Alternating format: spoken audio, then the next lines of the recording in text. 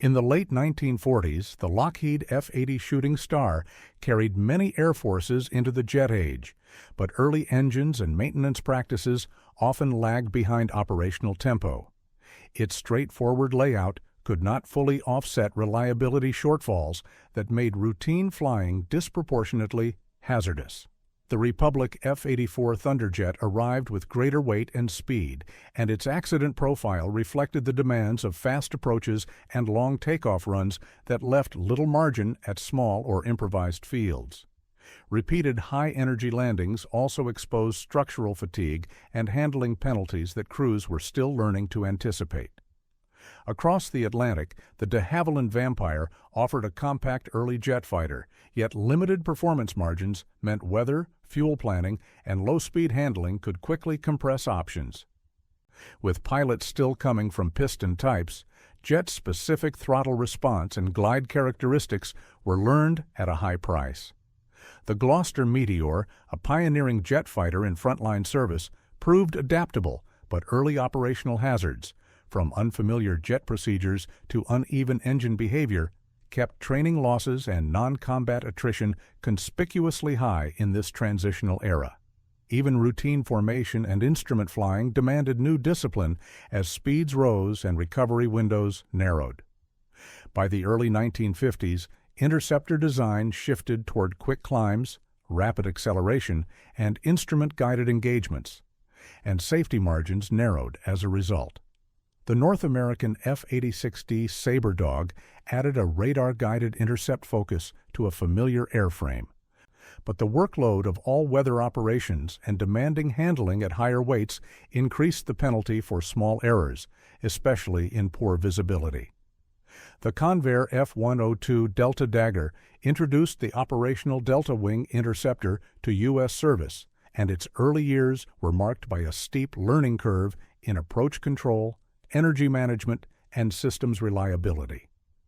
As procedures caught up, losses eased, but the initial accident rate reflected how new aerodynamics and early electronics could compound risk. In Europe, the Dassault Mystère 4 delivered high-performance capability, yet its limited low-speed tolerance made takeoffs and landings unforgiving when conditions deviated from the expected profile. In the Soviet sphere, the Sukhoi Su-9 was built for high-speed interception with a narrow operating envelope, where strict adherence to speed and altitude limits was essential, and departures from that envelope could become unrecoverable. By the mid-1950s, several frontline interceptors combined exceptional performance with handling traits that crews learned to treat with caution. Accidents often clustered around high-energy takeoffs and fast recoveries, where warning cues were subtle and reaction time was short. The Lockheed F-104 Starfighter was built around speed and climb, but its small wing and high approach speeds left little room for misjudgment, and many operators recorded exceptionally high peacetime loss rates as training, maintenance, and local procedures struggled to keep pace. Early variants of the Mikoyan-Gurevich MiG-21 brought a compact, fast fighter into widespread service. Yet limited fuel endurance and demanding low-speed behavior compressed decision time in routine flying. With cockpit visibility and systems workload varying by version, takeoff and landing phases could become especially unforgiving when weather, runways, or pilot hours were less than ideal. The English Electric Lightning pushed interceptor performance further with rapid climbs and powerful twin engines while presenting its own challenges in energy management and recovery.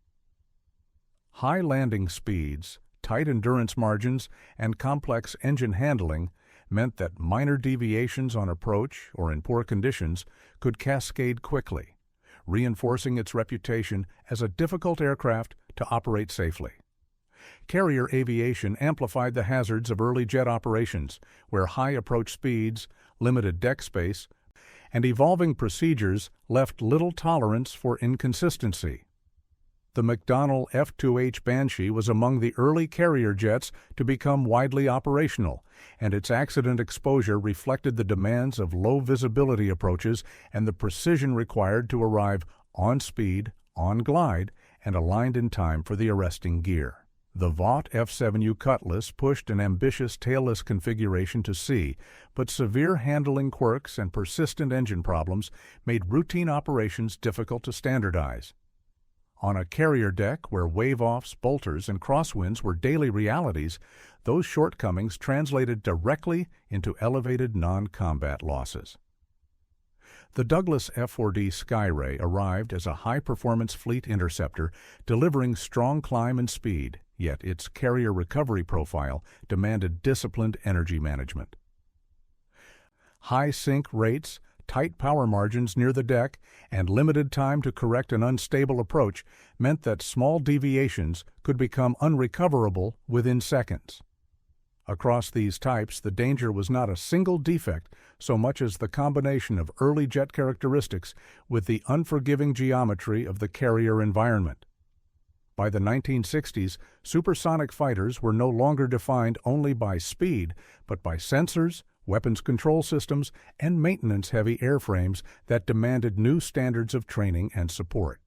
As performance rose, the margin for procedural errors in weather, at night, and in busy traffic patterns often narrowed faster than fleets could adapt. The McDonnell F-4 Phantom II entered service as a multi-role fighter with a rapid expansion of tasks.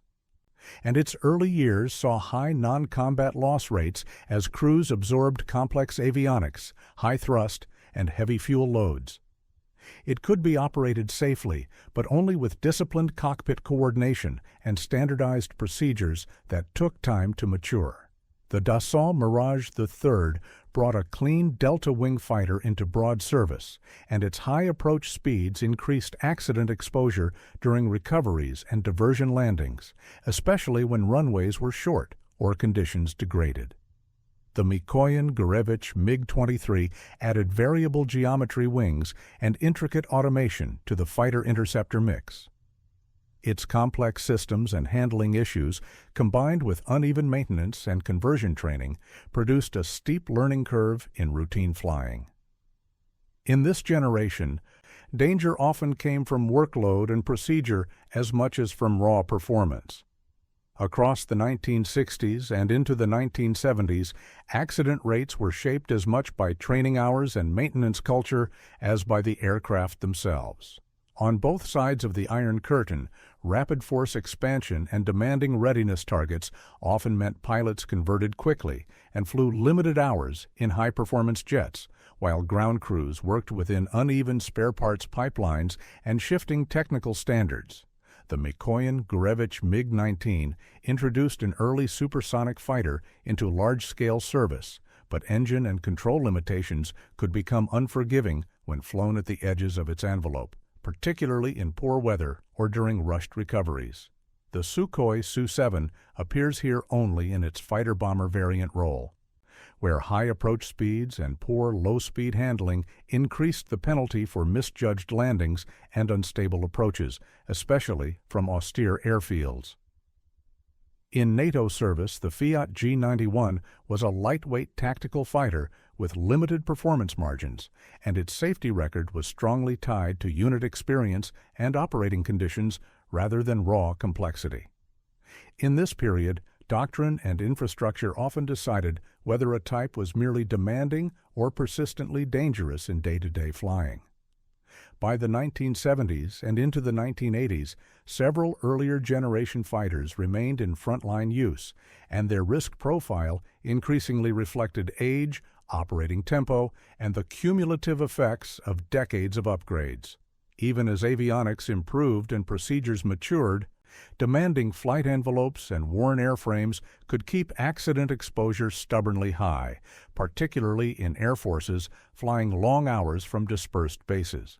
The Lockheed F-104S represented an upgraded interceptor variant intended to extend the starfighter's relevance, yet it carried forward the same high-energy handling traits that left little margin in takeoff and recovery, especially as fleets accumulated fatigue and operators pressed for readiness.